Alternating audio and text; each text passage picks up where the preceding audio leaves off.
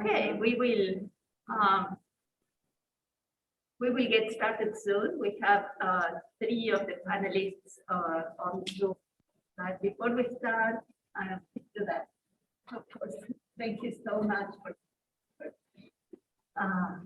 yeah, looking forward to learning from you. But let me go over the logistics first. We have a lot of questions. Wonderful. We try not to duplicate topics, but we do have a lot of questions. So we will.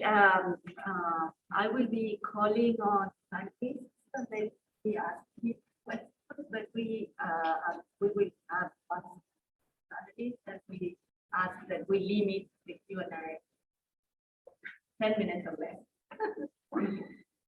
And that feels a bit more than an hour, but there's going to be a lot of material. So I think we are live now. Is that true, Nicole? Okay. Yes, we may begin.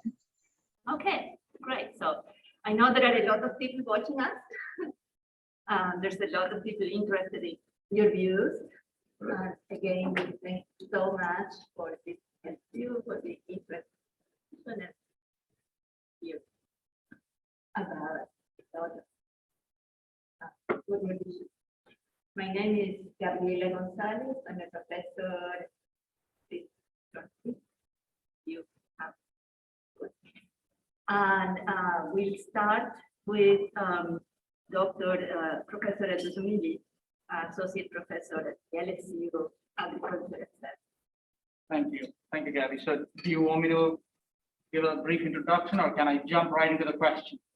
As I like it, so I'm going first. I have the liberty already. Well, Mr. Henderson, my name is Naveen Narasimale, and my majority appointment is with the LSU Ag Center. And I share, like many other research faculty within the Ag Center, I share a joint appointment with LSU campus. So my question today for you is, as you know, LSU Ag Center is one of the 9 institutions here at the within the LSU system. And it has several research faculty across the state, spread out, and who are housed in more than 15 research stations. And they conduct a lot of research on agriculture, forestry, natural resources, aquaculture, and various other smaller wings that fall under the agriculture discipline. And our enormous extension staff, faculty, and the extension agents, they do various activities, field days, farmer meetings, you name it.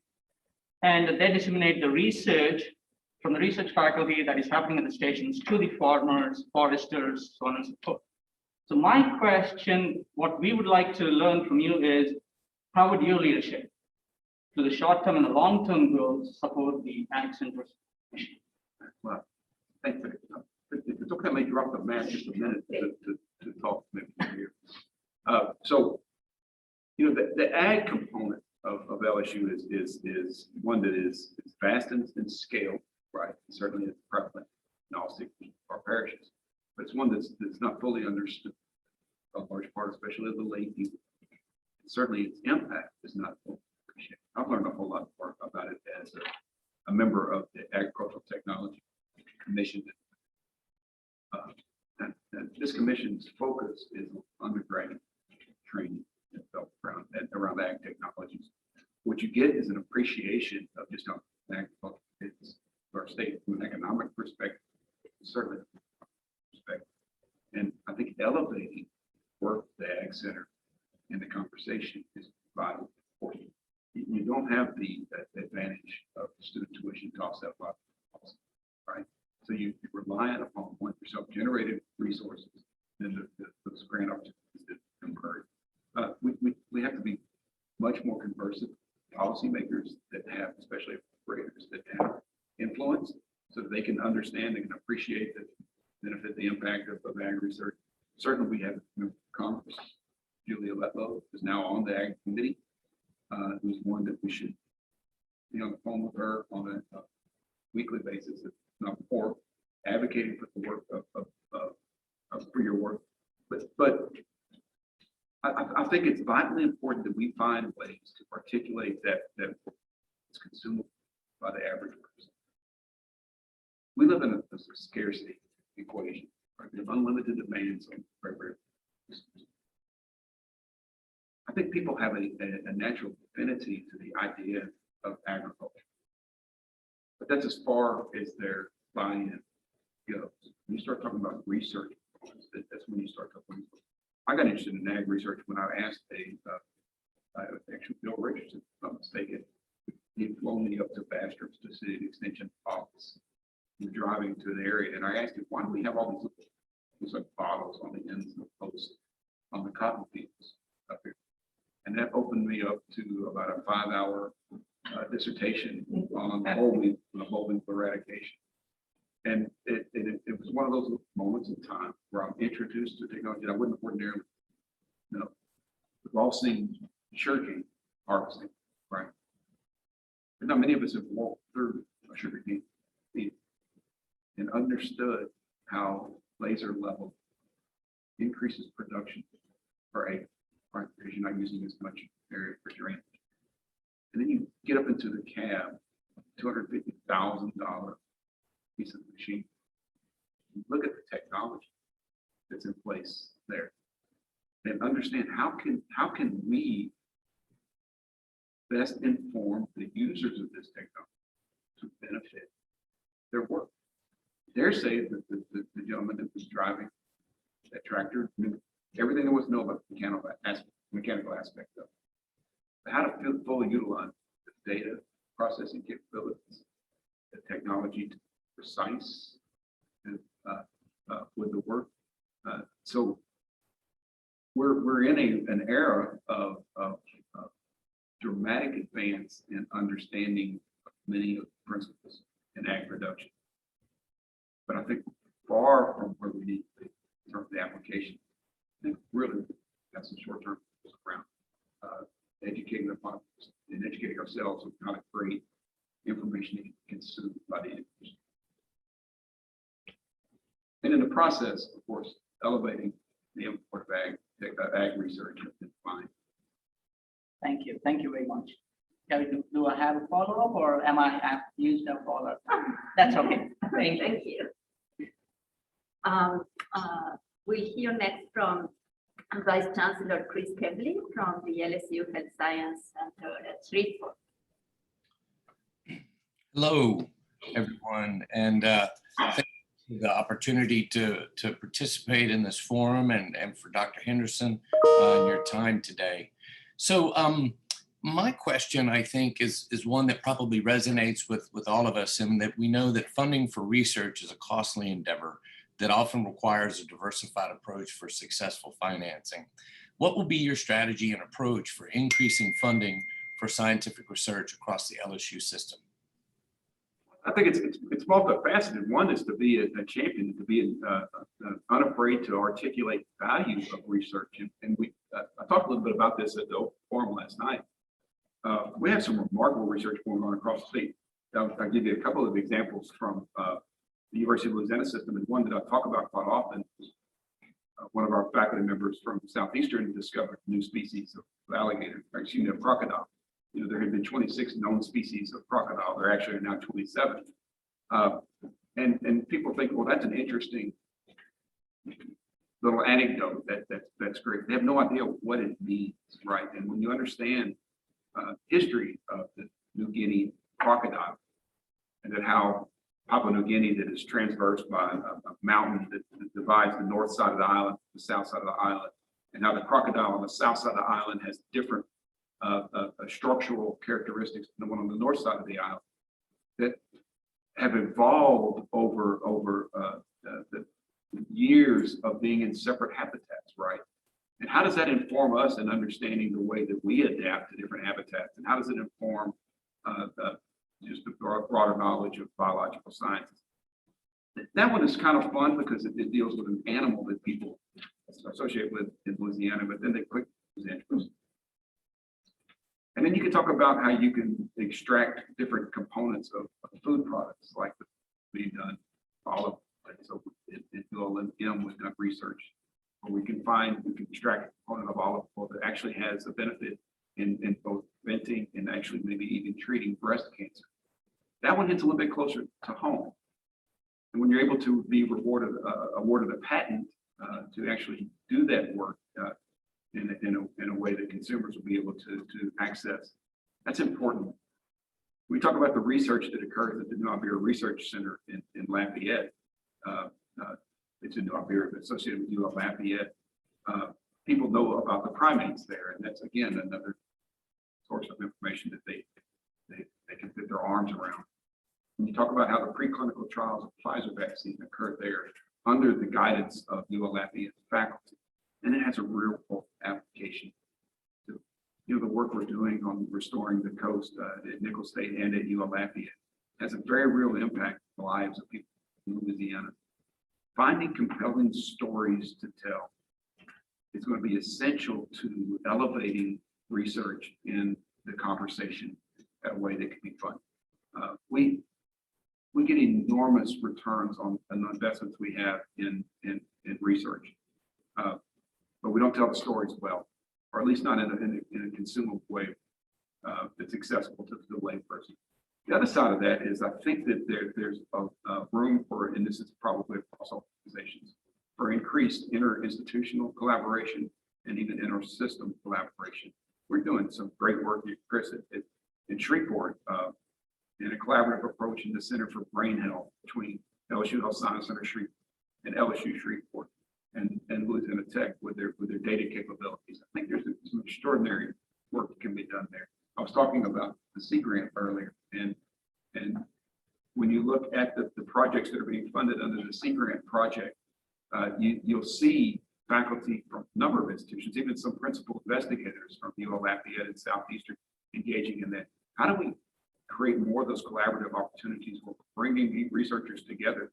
Because I think the more often you have creative thinkers in the room, the more likely you are to stumble onto answers and more importantly, stumble onto questions that we haven't thought about before.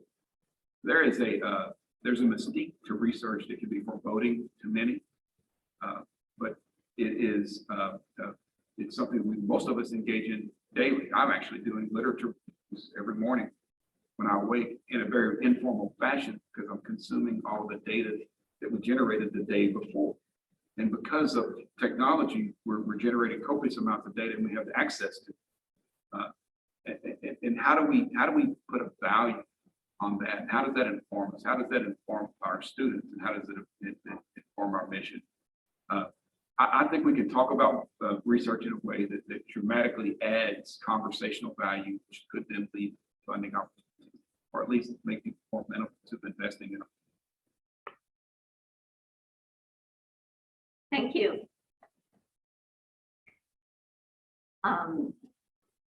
We hear next from Professor L.S.E. Boyd, Professor Masha from the Department of Peace.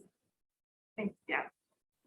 So I come from a very different field than the rest of the panelists, and I really want pushing on research in those fields. I'd say I am the closest here to not only humanities, social sciences, but math, communication, music, art, education, big parts of the university. Sometimes we feel like our research isn't treated serious, and it doesn't even get counted as research. How can you help us to promote research in those fields and to tell good stories about those researchers you just described, especially when that research is fundamentally not related to something in Louisiana, but opens up the world to our students. And so there is a world beyond Louisiana. there is, I'm here to tell you. And you know, I dare say we don't have a full understanding of within Louisiana, certainly not the world beyond.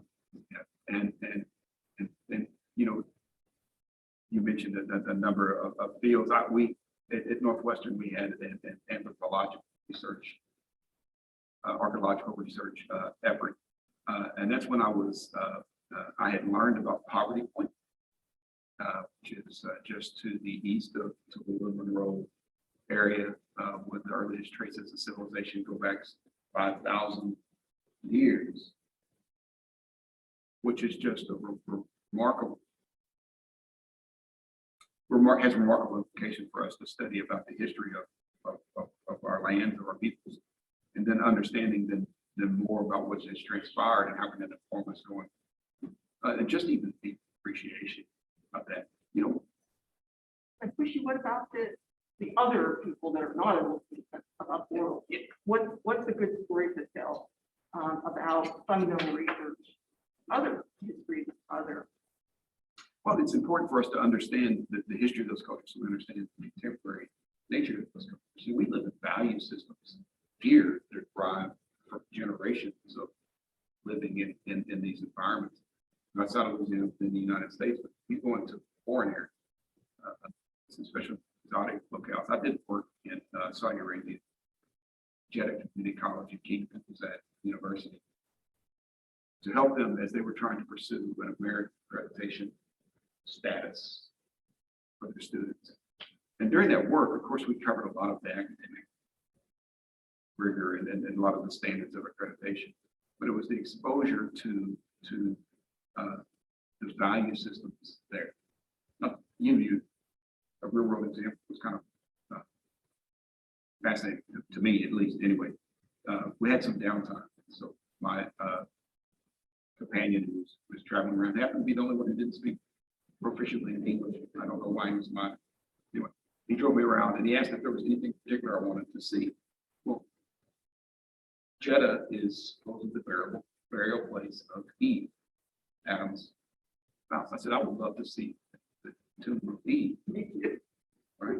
How great would that be? And he said, why? Tomb of Eve that was in the United States would have an amusement park built around it, right?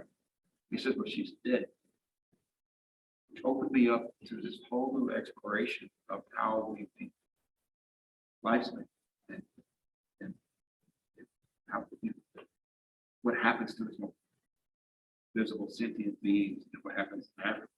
And it was just a question that he asked that made me go and start to research some of that to learn more about it. Humans are fascinating beings, right?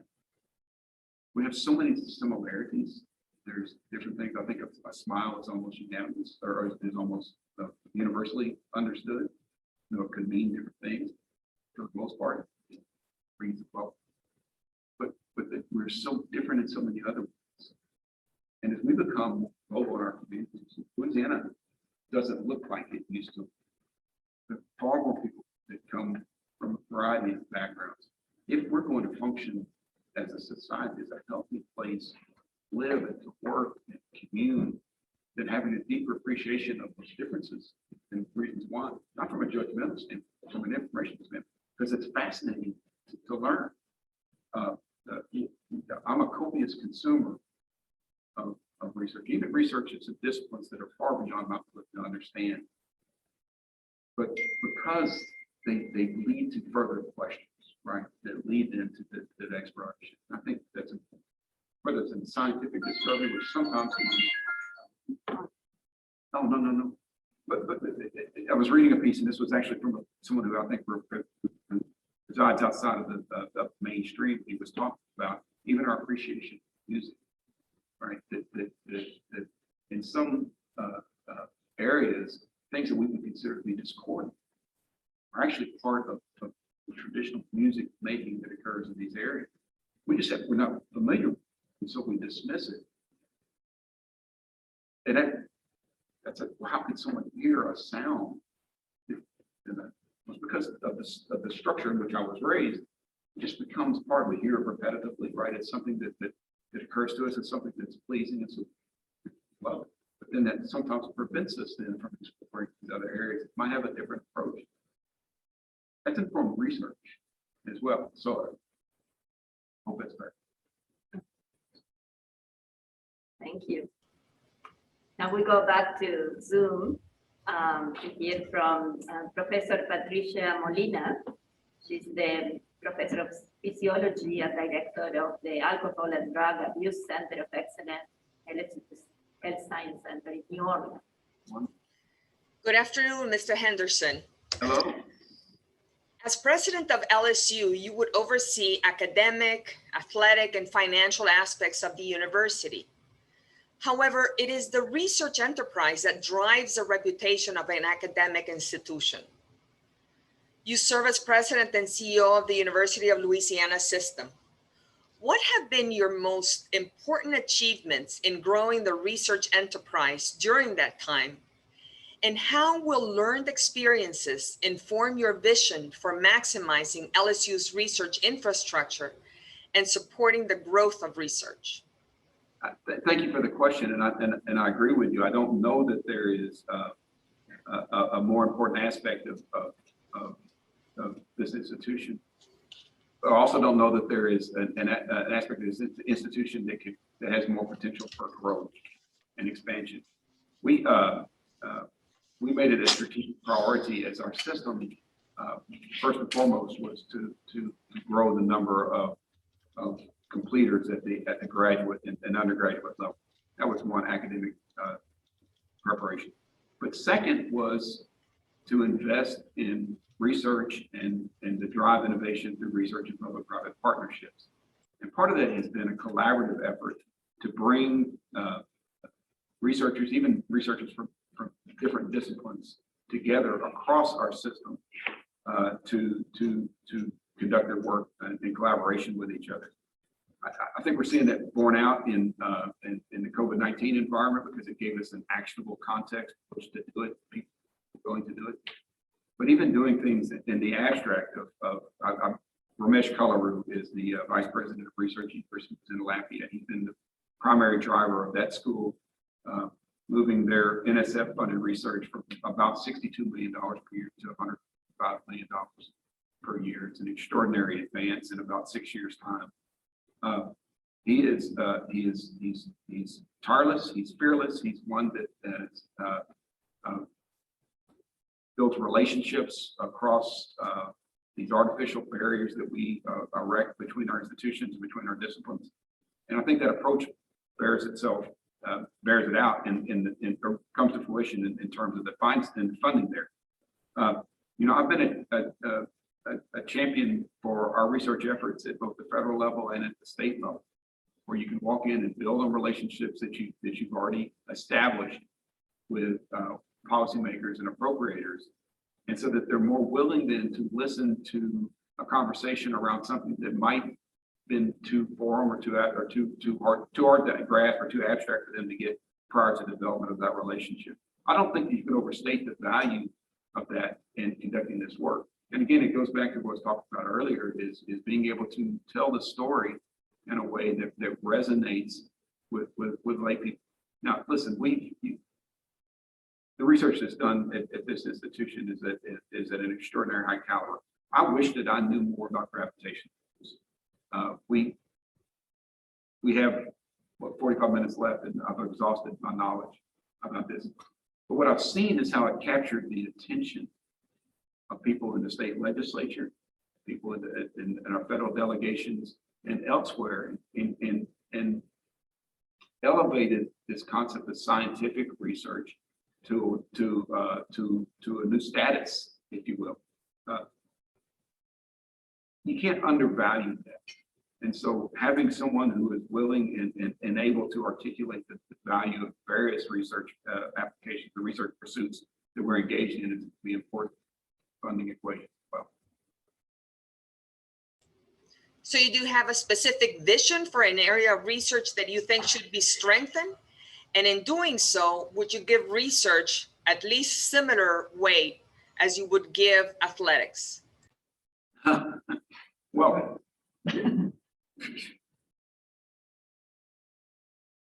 I'll say this: athletics is an important aspect of LSU. Research is LSU. I don't know that there's a more critical time for Louisiana to have a globally competitive flagship research institution today. And when I talk about the flagship, I'm talking about the entire LSU family, if you will. I think one area of research that I would hope that we would be leaders in is in response to an occurrence that is underappreciated and is forthcoming, regardless of whether we deny it or not. That is the shift from our traditional economic base in fossil fuels. What are we doing with a state that has so many people that rely on oil and natural gas as we start moving to renewables and green energies? And are we leading the research efforts in that regard? Are we engaging our industry partners in ensuring that they're preparing for that? Are we informing workforce development activities that will prepare our people to navigate this transition? Because it's real and we're ill prepared.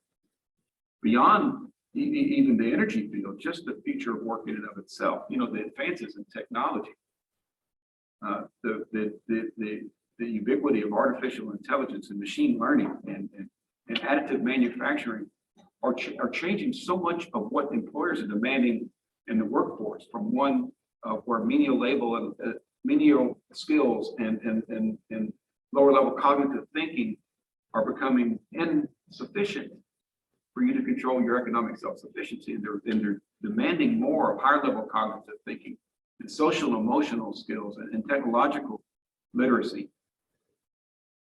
I think that's an area of research for us to talk about. How does Louisiana, which is a state that is already behind 48, 49 other states in preparing our citizenry for that, what are some ways that we can advance? And listen, not just advance for emerging populations. We have an adult population that very quickly, and because I believe its arrival has only been accelerated by the COVID-19 pandemic, who very quickly are going to find themselves ill prepared for the new economy. Now, there are some that project that we're going to move to a realm or to an era of supplemental basic income, right? The universal basic income.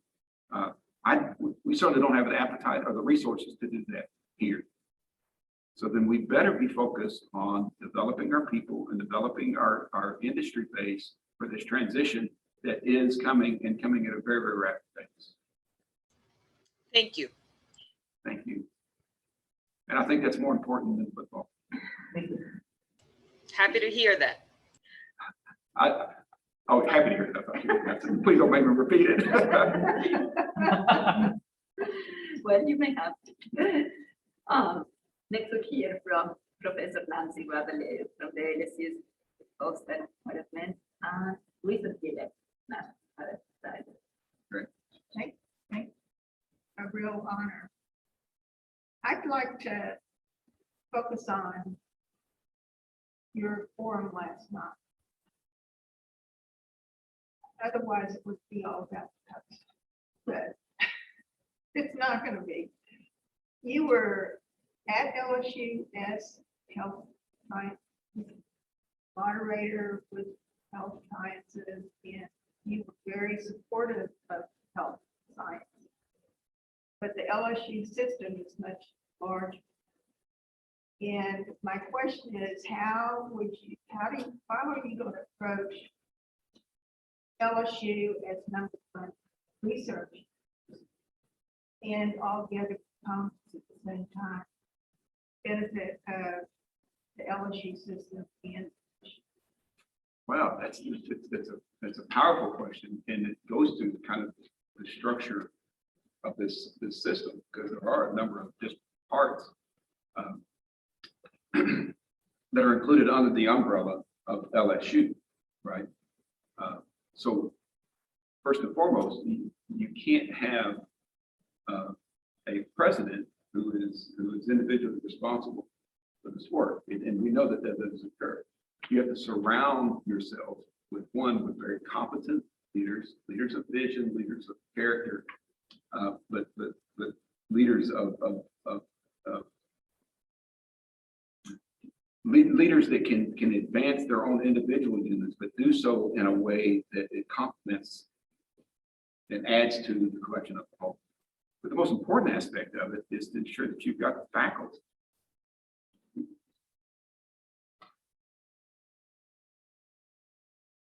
As the president of a research institution, there's very little research that I'm going to do, right? You don't have the time to do. the most important aspect of a research university in terms of advancing and doing more is to have world-class research faculty doing that work. That requires a couple of things. One, it requires a purposeful effort to recruit world-class faculty. It requires a purposeful effort to retain world-class faculty. I can't tell you the number of faculty that you don't have me to tell you, you've seen it, that have left the state of Louisiana because they have found either prosperous or more amenable climates to their work. And that's probably one of the greatest consequences of the disinvestment that we've engaged in perpetuity. We talk about the last 8 years of disinvestment. We haven't invested significantly in our education in Louisiana since our beginnings. But it really starts with faculty. And for faculty, and I'm telling you about yourself, and that's a little bit odd. A lot of faculty are here to pursue their research agenda, right? They want to do it because that's their passion, that's their craft, and they want to do that. But they have to do it where one, they can subsist in at least a modestly comfortable way, and we've made that difficult this year. They have to have a work environment that is conducive to that, where they feel a sense of belonging, they feel a sense of reward, that they feel a sense of value, that those that are making the decisions that affect their work value, appreciate, and understand, at least at a certain level, their work is. So creating an environment that people want to be a part of is another important aspect of recruiting that faculty too. Just a quick follow, but you'll be before the legislature as a president fellowship should that happen. Going after money fellowship. And how strong is your drive? Use your position in the legislature to do what you described. So and I ask you not to judge me too harshly when I state this. My most comfortable place on planet Earth is at a committee table to present legislation, advocating for faculty at our institutions. 2017, this was the nadir of our funding bill. This is when we were facing yet another $300, $400 million budget deficit. And this was not an education committee hearing, it wasn't a appropriations committee hearing, it was a ways and means committee hearing. I turned on to watch from my office and I saw where the conversation was. I marched into the committee and I pulled the white and said, "At present, we should dismiss." And I went to the table and I just made an impassioned argument about people that I work with on a daily basis. More importantly, about their work and how it impacts people that those sitting in the decision-making roles work with every day. And I'll never forget, it was Representative Paula Davis, who actually is from Louisiana. She didn't ask me a single question during this impromptu ad hoc testimony, but she was staring at me. She was on the front row in the middle. And the stare was piercing, which told me she was listening. When we left that day, I thought, you know what? We made a case. I don't know what made it. She went to the microphone on the floor of the House with a solution that prevented another $200 million reduction in higher ed funding. I knew we'd make it. I believe that our enterprise, we go this way. I left the presidency of my alma mater to assume the presidency of the system because I thought that we could make a difference in our impact on the state of Louisiana if we took a systemic approach to our work. Done that with varying benefits. But I've come to the realization that Louisiana, the future of Louisiana, whether it's Louisiana higher education or just the state, the status of our people depends on LSU. Carrying that case to the legislature or carrying it to the U.S. Capitol is not a challenge. It is an opportunity, a privilege that I would relish. because your work is that it is transformative. I just saw, and listen, I just saw a student named Shakira Smith. She just graduated from Wiley College, a private college in Texas. I first met Shakira in 2009. Created a program at community college called the Middle College, where we were taking students that did not have a high school diploma. We're putting them through a very rigorous but very nurturing program that would get them to their high school diploma, but also get 12 hours of college prep when they graduate. We brought on board a company partner that offered to give each of the graduates a laptop to graduate. Now, Shakira went to take her GED at the time test. And on her third time of walking out because she was angry at the math section, she said she'd give. And she came to the reception. She saw her classmates getting angry, and she went. This is 2009. We're now in 2020. I apologize. But the pride in that woman's face of walking across a stage, getting maybe the most rewarding picture that I've ever seen. I tell you that not because it's related to the research, but I hope it captures the transformational power of colleges and universities that are serious about their purpose and are willing to go to the nth to realize that purpose. The research that occurs at this university and at the 9 universities I oversee, primarily 3 research institutions, but all 9 of them, is transforming lives.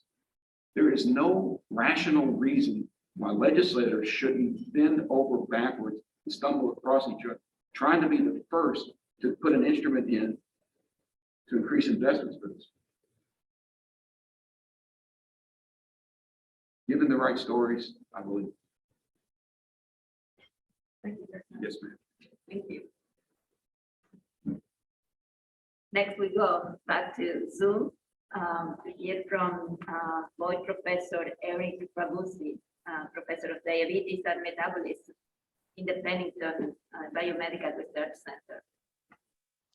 Good afternoon, Dr. Henderson.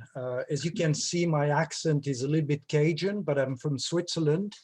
And I was invited in the early 80s to build the first metabolic chamber in the US by the director at the time of NIH. As you know enough about Pennington Biomedical. We have about 60 faculty, 25 to 30 postdocs, approximately 250 staff with a yearly budget of 65 million. 17 to now climbing back to 20 millions coming from the state. Now, I have 2 questions for you. The first is a very general question. For Louisiana to transition to a knowledge-based economy, positioning LSU as a true level 1 research university will be paramount. Do you agree with this statement? Yes. Will this be a specific goal for your administration? Or how will you implement that? Would you hire basically someone to make this a priority in your administration? I didn't come here for the football team, but for the quality of the obesity research at Pennington. That's my first question. Yes, so a few weeks ago at a Senate Select Committee on Women and Children that was organized for a different purpose. Beginning of that hearing, they got lost and got caught up in the other more controversial aspects of that committee were from 2 researchers at Pennington talking about obesity. One talking about, I believe it was neonatal obesity, and another talking about in a broader application. The research their argument was compelling, and every person sitting on that committee hearing was enraptured by the testimony and fully supportive of it. Challenge was it was never followed with an ask, right? So they think, wow, this is really cool. This is happening on this big facility over there on Perkins Road. So what, right? The work that's occurring at Pennington is underappreciated, and it's certainly underfunded. And I think we'll do some specific work to do that. But having aspirations, like you said, a true level 1 researcher is exactly what we need to do. I believe in the last rankings, and you have to be careful with rankings. And I get that. I don't mean to put too much weight on this, but this is on rankings of the top research institutions that's led by someone you may know named John Lombardi. I believe he just happens to be the author. Leave it at that. The LSU was ranked, I think, 78 public institutions in research, and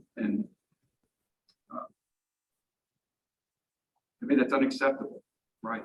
And I don't think that that is a product of the work of the faculty that are here.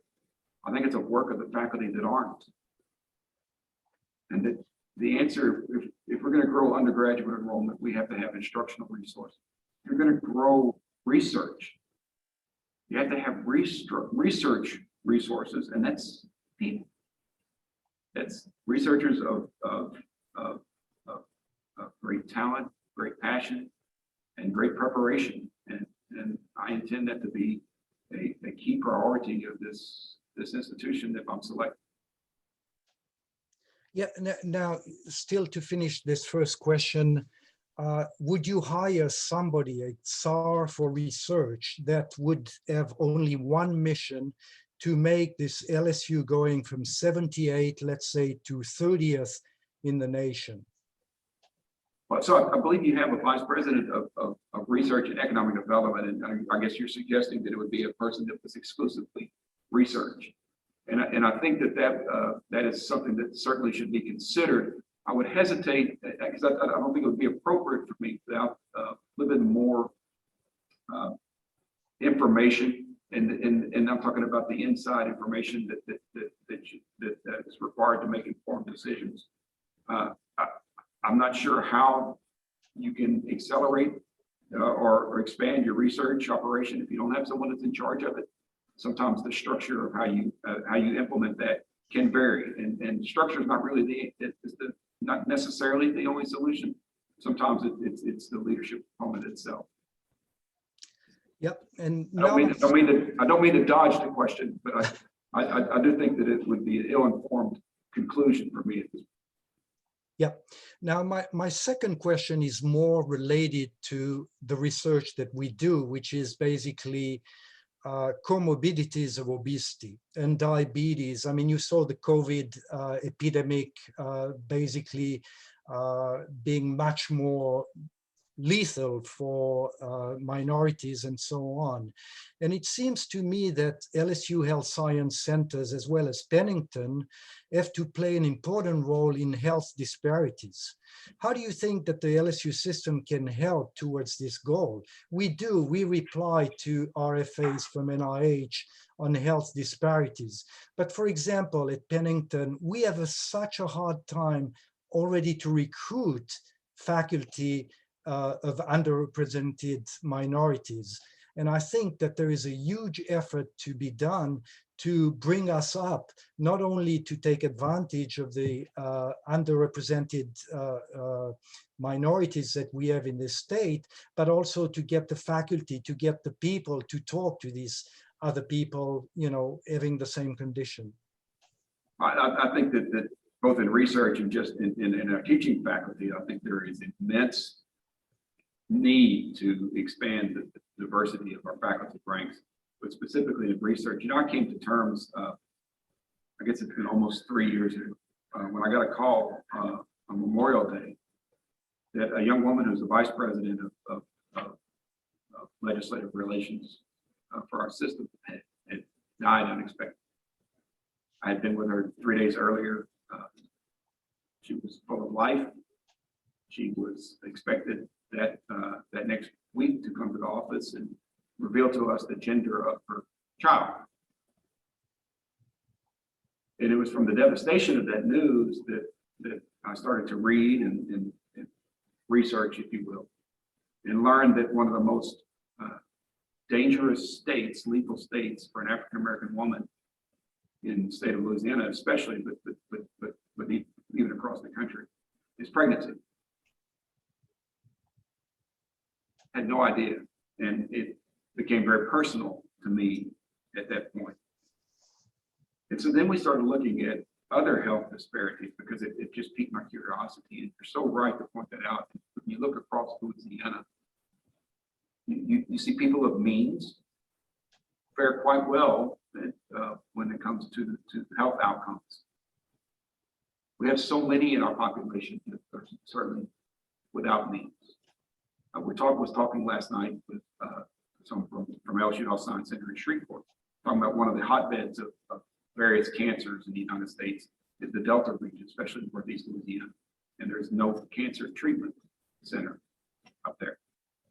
How are we going to improve the quality of life for those when they don't even have access to our to the resources that are necessary? I think taking a very purposeful agenda in our research efforts that attacks the real world problems that we're faced with here, that looks at the data that's impacting the lives, not just of Louisiana, of course, because our research has a global impact, but certainly as the flagship university for Louisiana, I think that the problems within our state have to be a point of emphasis for our research. And I think LSU can be a game changer, provided they have the resource. And I'm talking about financial resource and human resource to conduct that research at scale. Thank you. Thank you. And next we'll hear from LSU Boyd Professor Isaiah Fortner from the LSU Department of Chemistry. Thank you very much. I think you know the board professor is the highest ranked. And as a board professor, I believe that my research has been successful primarily because my research group has been very thorough at that. Out of my 67 PhD, more than half of the women who work for the third have done it. I brought in more than $50 million in research grants. That is as PI focus. And therefore, I feel that diversity, equity, and inclusion is very important on our campus. While we are increasing DEI among our student body, that is not happening in our faculty. I'm currently co-chairing a committee which is supposed to help in this entire effort. But that committee cannot go anywhere without the input of our new president. I want to know if you agree that DEI is important to research. You do, why not? Don't. And can you share some ideas with us in terms of how you help diversity? That's an area of passion of mine, because I believe that organizations that are representative of the communities they serve best serve those communities. And LSU is far from representative of the community they serve, especially in the faculty ranks. But even your student ranks aren't there. There have been vast improvements, and that's been great to see. I think that's been purposeful, and I don't know that you get enough acknowledgement of the work that's been done to diversify the student body. But the faculty ranks are still homogenous. Even on the gender basis, the number of men, and we see that in our system too, the number of men in tenure track positions still exceeds that women, even though our student base is primarily women. So diversity, equity, inclusion, it would be not just a focus, it would be a primary focus of my work. My research area has always been in top management teams, and how the top management team is a predictor of organizational success in complex organizations. The diversity of that team, from a demographic diversity, experiential diversity, and you subscribe to this psychometric diversity. I happen to, it's not junk science, but it's not perfect science either. Psychometric diversity, people that think about things in different ways and having them at the table adds to the richness of the conversation. and the substance of the conversation. And that's what leads to questions that lead us to the answers that inform our work. You cannot possibly achieve it if you're only with people that think exactly the same way you do, that have exactly the same lived experiences that you do, that interpret events that are occurring in society or occurring in popular culture, that interpret them in the same way that you do because they look at it through the same lens. So it is important that you have a focus on that, but it's also important that you're unabashed in your championing of that. You see, you've got a lot of folks in this state and in the South and in this country that recoil when you start talking about diversity, equity, and inclusion and want to use a pejorative. You're a social justice warrior. First, I don't take that as a pejorative. I say, yeah, let me clad the armor, I'll be a social justice warrior. But it also means recognizing that we are far from where we should be in terms of having an inclusive society and a society of belonging. Now, it's been an evolution. So there's been moments where I thought, I know what I need to know in this area. And then I've been blessed to have experiences that expand that understanding. You know, I thought inclusion was a seat at the table. But so often the seat at the table is a preconditioned seat. It's a seat that is encumbered with parameters. And you have to operate when you get to this seat in this fashion. Well, that's not inclusion. I mean, you're there. What if we had a seat at the table that you felt you belong? Who you are. This is my seat at the table. And it's for all of me. And I can contribute all that I've learned through my academic pursuits, through my research. I can contribute my perspective from my lived experience. I can contribute what I understand of the communities that I live in, or that I worship in, that I commune in. And I can bring that to the table. And that's what's appreciated. And that's where I belong. See, that's the real push. It was Tunisia Mallory at University of Louisiana Lafayette. So we put chief diversity officers on each one of our campuses. All 9 of them now have it. It's been a stated, a systemic imperative that we seek, we recruit, we employ, we develop qualified, diverse candidates at our institutions. Part of that is we have chief diversity officers at each of our campuses. Tunisia, by the way, has PhDs in mathematics, which is not what someone stereotypically viewed, but boy, she adds great depth to our understanding of the numbers behind it. But she's the one that introduced me to the concept of belong. That was a step beyond food. We've got to create an environment of belonging here so that it is a destination of choice for diverse researchers who will be a part of a climate that appreciates what they do. Okay, you accept that premise, but not everyone on campus will accept it. There's unconscious bias. There are people who do not accept the fact that there's unconscious bias.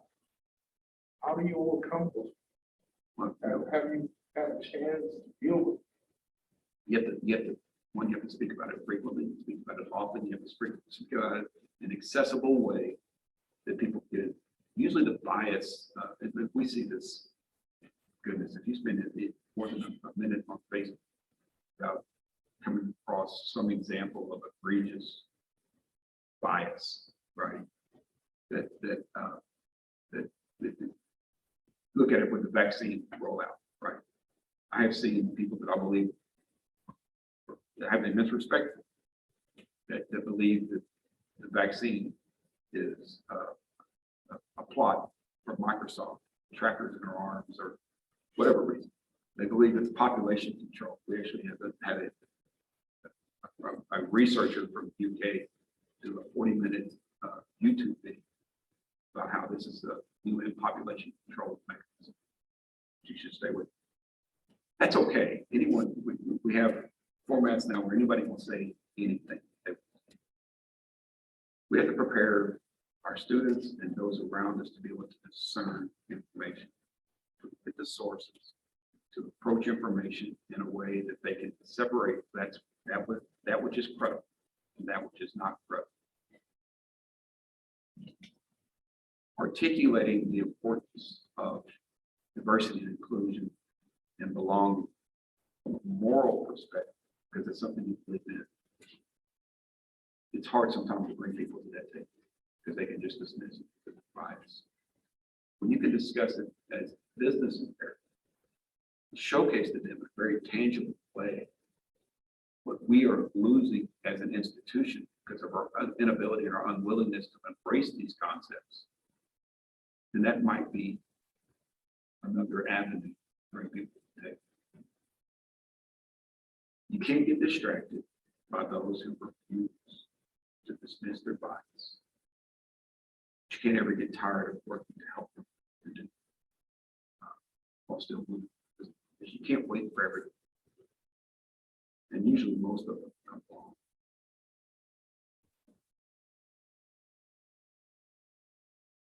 Thank you.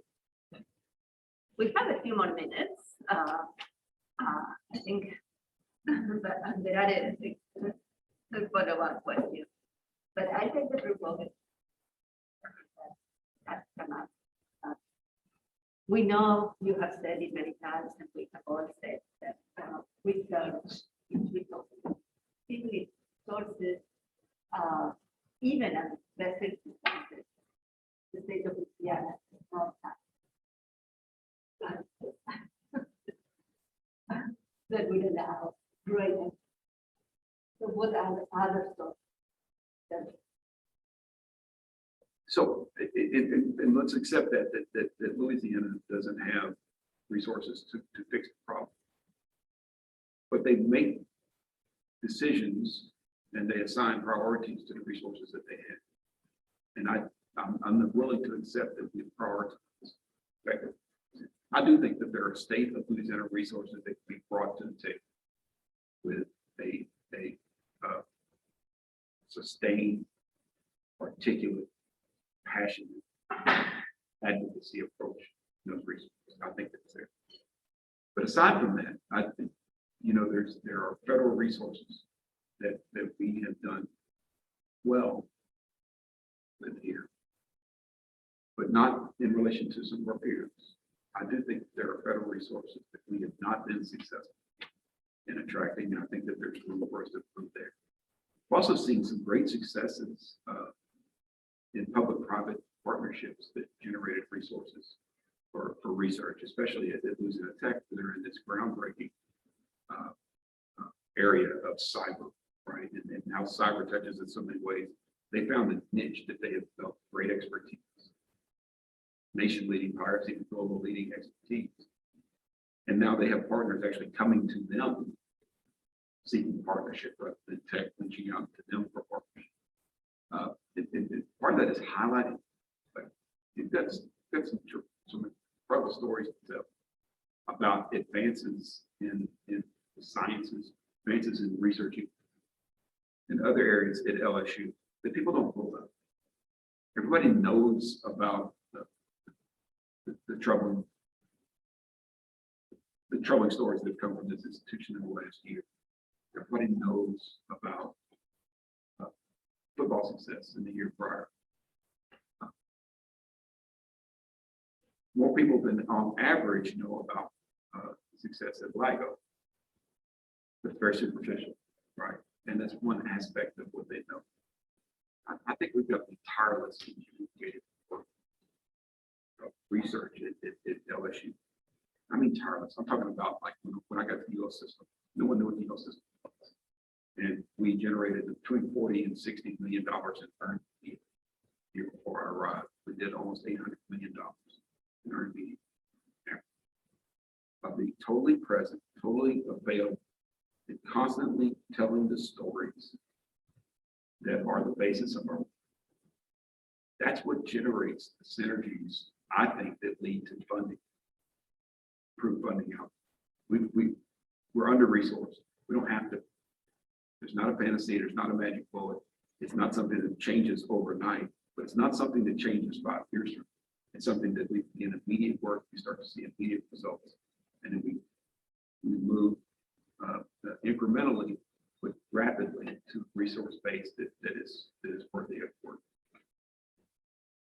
Thank you.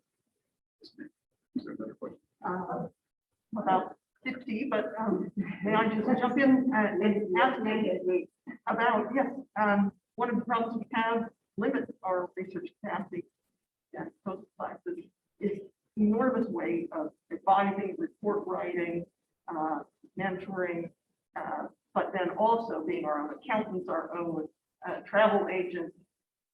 What can you do to try to reduce some of this? You consider an anti-red tape mission to help us get out from the burden of meaningless data.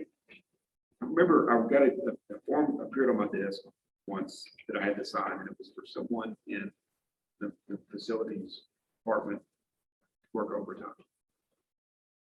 And then a week later, there was the same form that had my signature on. So, or to sign this, you have to sign this other space to acknowledge that they worked the overtime.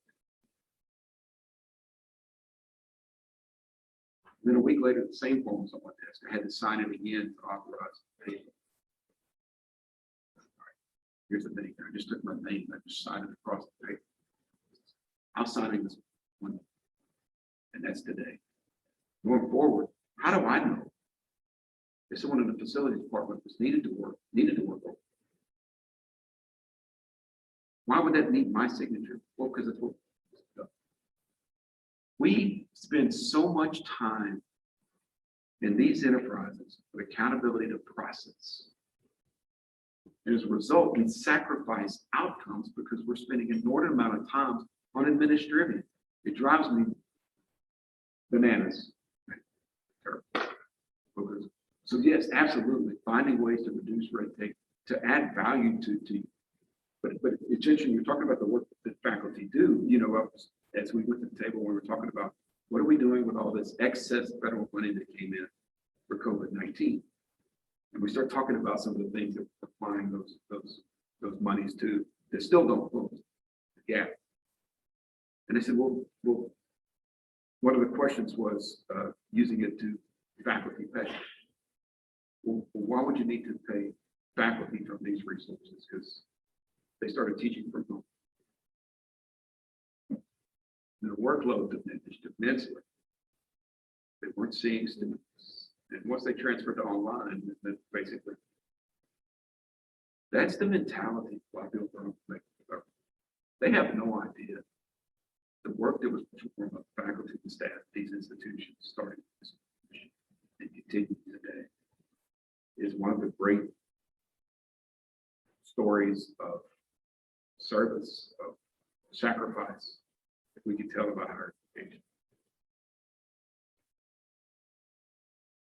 It's easy to get frustrated sometimes when you hear that understanding of we can't, because they're talking about what place to think. But internally, we ought to know, and we ought to be redoubling our efforts to find ways to eliminate those aspects of your work that don't add value, that add frustration, and free you up to do the work that is really for our mission. It's really just taking our purposeful understanding the task that we have to do, and how does that advance this institution? I'm 100%. Great. You had a short question? Oh, no, I think my question has been answered. Yeah. Okay. Other questions, so. Okay. Thank you. Maybe Nancy, you want to follow with a question about this? Yes. You've been in Louisiana. Just one that not been. And the research, well, not everything is wonderful. You have a lot of work, you have a lot of problems, water quality, coastal land loss. And I see too many disparate activities going on in just research dollars for the same purpose. And I also see often management decisions being made now sound science behind. I can't believe that. Can't No, I'm not. believe. Could you talk about how you might try to And it's not just LSU, it's the state and departments within LSU where get on. How do we transfer what is our knowledge into sound management decisions? I get asked quite often, are you doing work coast, coastal preservation? And I always know the answer is yes, but then I'm trying to remember all of the conflicting stories that I'm reading or hearing from different institutions about them. And so I get confused about how do I continue the conversation? Because it is disparate, it is, and in many ways it's almost dysfunctional. I think we're missing out by not having a collaborative approach. Now, the problem with the collaborative approach in most organizations, but certainly in Louisiana, is that we take a top-down mentality. So we're going to have a collaborative approach where we're going to bring the experts to the table and we're going to tell them what they need to do. Instead of starting with the question problem, and then as leaders sitting down, letting the experts tell us if that's the right question to ask. I ask the question, why? All the time. It's just, sometimes it's out of ignorance, sometimes it's out of interest, sometimes it's a management technique to just spur thought. Ask the question, one of the aspects of my work that's missing from my work now is the ability to interact with faculty on a routine basis, because our experts in fields and experts in your work bring a level of thought to consequential problems and decisions. So from a leadership perspective, I believe in widespread bringing voices to the table, listening. Not listening without purpose, listening to actually inform decision. Right? Sometimes we do listening, and it's listening so we can check the box that we listen on a decision we've already made. Right? When you go to the state level, it's even more abusive, I think, than that. I think in specifically on the coast, there is immense opportunity to bring the right people to the table. Not very many people like me, a whole lot of like start having these conversations. One, to see what are we doing individually, what are we doing collectively, and are these the things that are to lead the outcome that we all aspire to? Right? That sounds a little propagandist, but and it is if you bring the right policy makers. Policy makers don't solve.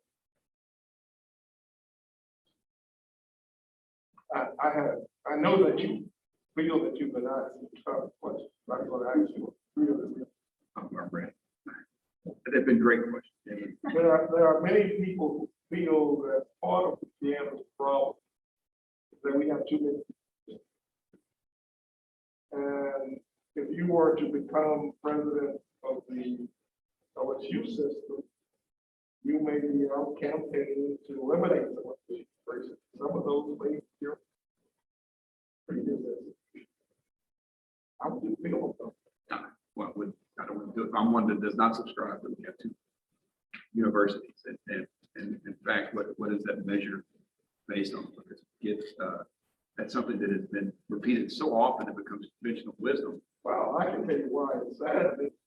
Look at Florida, which has a larger population than we have, and they have only much fewer universities. They had 12 universities. Now they have put it 28 two-year colleges to four-year institutions because Florida couldn't keep up. Florida's a perfect example. In 1960, Florida had 8 representatives in Congress. Louisiana had 8 representatives in Congress. Today, Louisiana has 6. Florida has 27. Florida comparison is instructive because Florida's problem is not that they have the right number of institutions. They have a population that has grown faster than they build institutions. Right. It's not about the education problems in Florida. What about the money distribution problem? And if you have too many institutions, if you spread a small amount of money over a large area, and so it's less effective. and I would, Florida concentrates money into a smaller number of institutions, so you're more effective. but they really don't. And that's something that we believe is in our heart. If you had made that argument in 2008, I would have been beside you and said it's exactly right argument. As it is now, we don't fund institutions with state resources. We fund pension debt. We fund post-employment benefits. And then we fund a number of regulators also in the state government. We have almost no state money that goes into the core operations of universities. Here's the problem with the pension debt, post-employment benefit. If you closed an institution, that debt just goes to the folks of the state of Louisiana and still has to be funded. You don't save a dime by closing an institution. You actually cost the state money because it sacrifices self-generated revenue. It's a counterintuitive argument, but I went down this path over the last 8 years multiple times, and I can draw it out on a piece of paper and show it to you. The question is, how do we grow the number of college educated and prepared citizens in the state? And I believe that they'll use the too many institution argument as a red herring to distract us from the fact we've underinvested.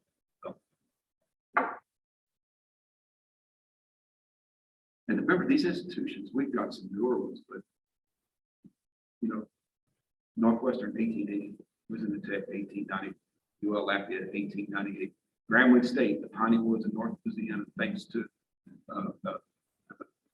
Charles P. Adams, the Tuskegee Institute, 1900. These aren't new institutions. These were built at a time when we had we saw a growth in number of universities across the country. Southern University, 1879, Constitutional Convention, they created a land grant HBCU system. It's the only system that exists, HBCU system in the state of in the United States. I think our institutions are critically important to the economies that they serve, certainly to the people that they serve, and our focus should be how can we empower them to.